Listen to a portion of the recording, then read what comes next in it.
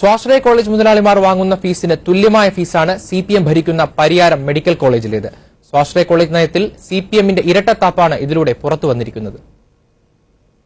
CPM ഭരിക്കുന്ന Pariyaram medical കോളേജിൽ merit സീറ്റിൽ 1 ലക്ഷം രൂപയുടെയും മാനേജ്മെന്റ് സീറ്റിൽ 3.5 ലക്ഷം രൂപയുടെയും NRI കോട്ടയിൽ 2 ലക്ഷം രൂപയുടെയും വർധനമാണ് LDF സർക്കാരിന്റെ സ്വാശ്രയ നയത്തെ തുടർന്ന് ഉണ്ടായിരിക്കുന്നത്.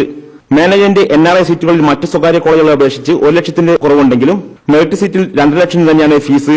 കഴിഞ്ഞ വർഷം സ്വകാര്യ മാനേജ്മെന്റുകൾ 1.85 ലക്ഷം രൂപ ഫീസ് ഈടാക്കിയപ്പോൾ പരിയാരത്ത് 1.5 ലക്ഷം രൂപ മാത്രമേ ഫീസ് ഉണ്ടായിരുന്നുള്ളൂ. LDF സർക്കാരിന്റെ സ്വാശ്രയ നയത്തെ തുടർന്ന് ഏറ്റവും വലിയ ഫീസ് വർധനവ് ഉണ്ടായിരിക്കുന്നത് പരിയാരം മെഡിക്കൽ കോളേജിലാണ്.